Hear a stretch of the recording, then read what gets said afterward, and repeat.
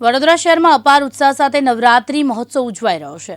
નવરાત્રી મહોત્સવના બીજા નોરતે ગરબા રમવા ગયેલી સગીરા ઉપર મોડી રાત્રે ભાયલી વિસ્તારમાં દુષ્કર્મની ઘટના બનતા સનસનાટી મચી ગઈ છે।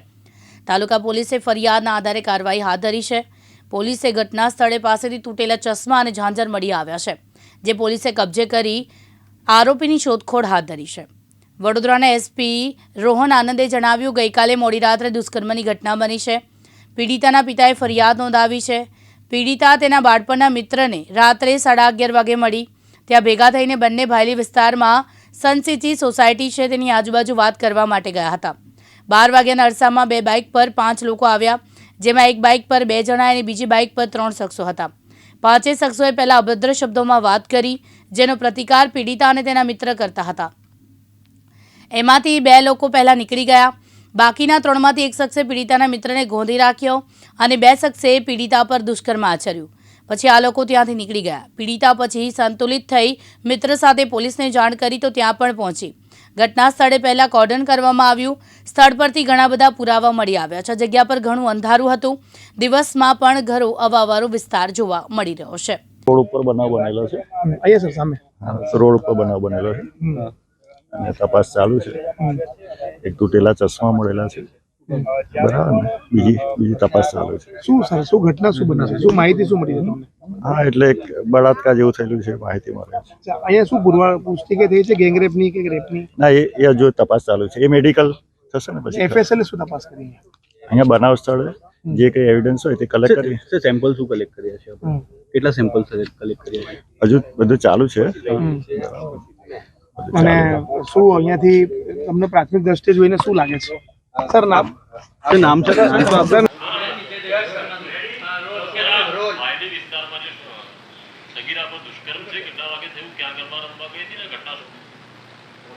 પહેલી વાત તો ગઈકાલ લેટ નાઇટ સેક્સ્યુઅલ એસોલ્ટની ઘટના ધ્યાનમાં આવેલ છે।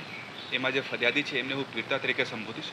તો લેટ નાઇટ પોલીસનો ધ્યાનમાં એવી આવેલ હતા કે પીડિતા આપણા મિત્રને લક્ષ્મીપુરા વિસ્તારમાં આશરે 11:30 વાગે મળી હતી અને ત્યાંથી આ બંને લોકો ભેગા થઈને આપણા ટીપી વિસ્તાર ભાયલી ગામથી ભાયલી ફાટક આસપાસ સન માર્ટિન મેટ્રિક કાઉન્ટી જો સોસાયટી છે એની આજુબાજુમાં એ લોકો વાત કરવા માટે સ્કૂટીથી ગયા હતા અને લગભગ 12 વાગ્યાના અરીસામાં આ વિસ્તારમાં 2 બાઇક ઉપર 5 લોકો, એક બાઇક ઉપર 2 લોકો, બીજા બાઇક ઉપર 3 લોકો, એ લોકો આ બેને ત્યાં જોયા અને એ લોકો સાથે થોડી અભદ્ર ભાષામાં પહેલાં વાત કરી અને જેનો પ્રતિકાર આ લોકો કરતા, જે વિક્ટિમ છે, જે પીડિતા છે અને એમનો મિત્ર, આ બંનેનો પ્રતિકાર કરતા આ લોકોમાંથી 2 લોકો તો પહેલાં નીકળી ગયા હતા અને જે બાકી 3 લોકો રહી ગયા હતા, આમાંથી એક માણસ પીડિતાનો મિત્રનો ગોંધી રાખ્યા હતા અને 2 લોકો પીડિતા સાથે દુષ્કર્મ આચર્યા હતા અને એ કરીને લગભગ 12:30ની અરીસામાં એ લોકો ત્યાંથી નીકળી ગયા હતા।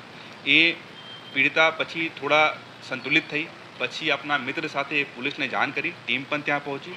પહેલાં તો જે ઘટના સ્થળ હતું એને કોર્ડન કરવામાં આવ્યું તાકી પુરાવાનો નાશ ન થઈ શકે। એફએસએલ ટીમને પણ બોલાવવામાં આવ્યા અને સ્થળ ઉપરથી ઘણા બધા એવિડન્સ અમે લોકોને મળી ગયા છે। ચૂંકि ઘણું અંધારું હતું આ જગ્યા ઉપર, આપ લોકો જશો તો દિવસમાં પણ ઘણું અવાવરું વિસ્તાર છે, રાતમાં પણ તો સાવ ત્યાં એક રત્તી પણ લાઇટ નહીં હતી। તો એ લોકો જે એસેલેન્ટ્સ હતા, જે આરોપીઓ હતા, એમની ફેસ વગેરે એ લોકોને બહુ ખ્યાલ નહીં છે, બટ રફલી એ લોકો થોડું એ લોકોનું ફેસનું કટિંગ શું હતું, શરીરનો બાંધ શું હતું, એ લોકોની વાતોની શૈલી શું હતી વગેરે વગેરે એ લોકો પોલીસને થોડી માહિતી આપી છે। જે માહિતી આધારે અમે લોકો જુદી જુદી ટીમ બનાવીને આરોપીઓને હસ્તગત કરવા માટે અત્યારે પ્રયત્ન કરી રહ્યા છીએ। હા, એ માઇનોર હતી।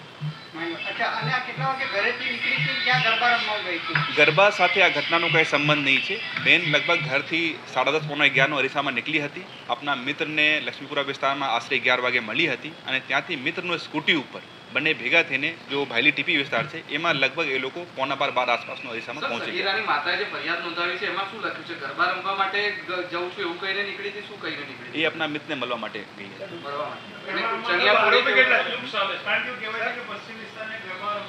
ના, એ મેં પણ પીડિતા સાથે મેં પણ ઘણી વાત કરી છે, એની ફેમિલી સાથે પણ વાત કરી છે। આ ઘટનામાં એ આપણા જે મિત્ર હતા, બાળપણનો મિત્ર હતા અને એ લોકોને નક્કી થયા હતા કે આજ રાતે અમે લોકો થોડા ભેગા બેસીને વાતો કરીએ અને એ માટે એ લોકો ઓલા વિસ્તારમાં ગયા હતા।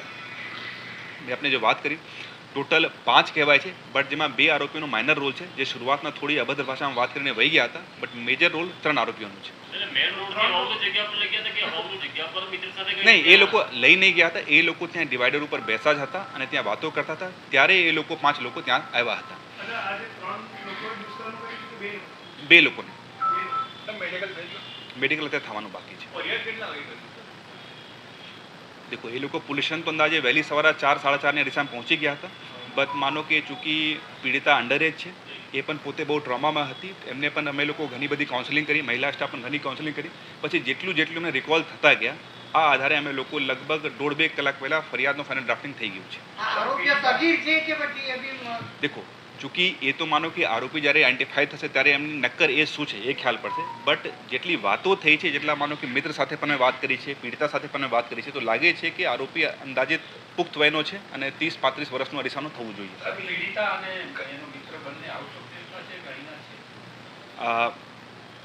પીડિતા તો આઈ થિંક પરપ્રાંતીય છે, એનો મિત્રનો મને નક્કર આઈડિયા નહીં છે, બટ આઈ થિંક એ અહીંયાનો છે.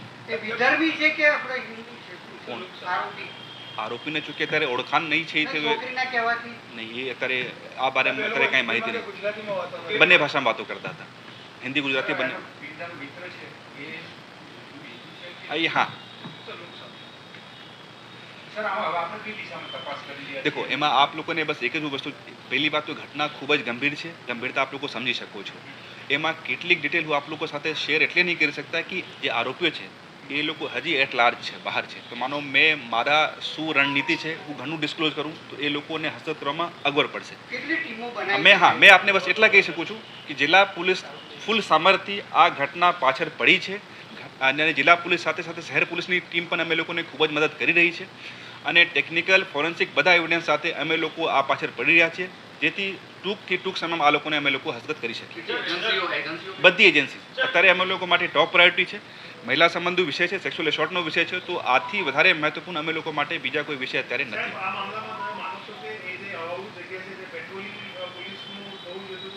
નહીં, ડેફિનેટલી થવું જોઈએ, બટ આપ જાણો છો કે માનો કે આ તહેવારનો મોસમમાં દર ખૂણામાં માનો કે પોલીસ નહીં પહોંચી શકતી, એ વિસ્તાર એનીવેજ અવાવરું વિસ્તાર છે. આપ દિવસનો ટાઈમ પણ ત્યાં જશો તો આપને ખ્યાલ પડશે કે લગભગ 1.5 કિલોમીટરનો સ્ટ્રેચ એવા છે જ્યાં બાજુ 2 સોસાયટી છે, બટ કોઈ મૂવમેન્ટ વધારે દેખાતું નથી. અને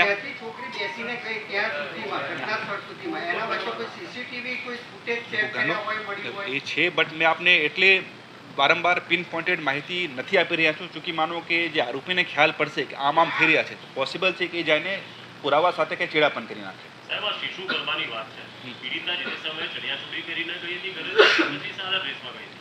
એ નોર્મલ જે સામાન્ય ડ્રેસ લોકો પહેરતા હોય એવા ડ્રેસમાં નહીં. ઘટના સ્થળથી માનો કે પીડિતા જે પહેલા 1-2 દાગીના હતા, ઘટના સ્થળથી પીડિતાનો પહેરેલા જે 1-2 દાગીના તે મળી ગયા છે, અને આરોપીનો પહેરેલા 1-2 ગેજેટ્સ હતા એ ત્યાંથી મળી ગયા છે, બટ એ સ્પેસિફિક હું આપને નહીં કહી શકતા, નહીં તો ગેજેટ્સ કહું છું, સ્પેસિફિક હું થોડા ડિસ્ક્લોઝ નહીં.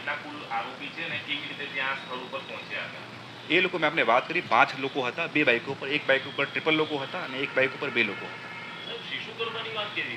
એ મતલબ એ મારી પાસે પણ ક્લેરિટી છે કે એની પેરેન્ટ્સ સાથે પણ મેં ઘણી વાત કરી છે, પીડિતા સાથે પણ મેં અને મારી ટીમ લગભગ કલાક વાત કરી છે, ઠીક છે. તો બાળપણનો ફ્રેન્ડ હતા, જેનો ફ્રેન્ડ હતા, એમની સાથે મળવાની વાત થઈ હતી, ફરવાની વાત થઈ હતી, અને એ લોકો ટીપી વિસ્તારમાં મળવા ગયા હતા. હું આપને એક જ વસ્તુ કમિટ કરી શકું છું કે મારા માટે પણ એક ખૂબ જ ચેલેન્જિંગ અને ખૂબ જ પ્રાયોરિટીવાળો વિષય છે. આખી ટીમ એમાં લાગેલી છે. પીડિતા પાસેથી, એમાં ફ્રેન્ડ પાસેથી જેટલી બધી માહિતી અમે લોકોને મળી શકી છે કે આપ સમજી શકો છો કે એ લોકો સ્પોટ. વિજય ચૌહાણ, દિવ્યાંગ ન્યૂઝ, વડોદરા.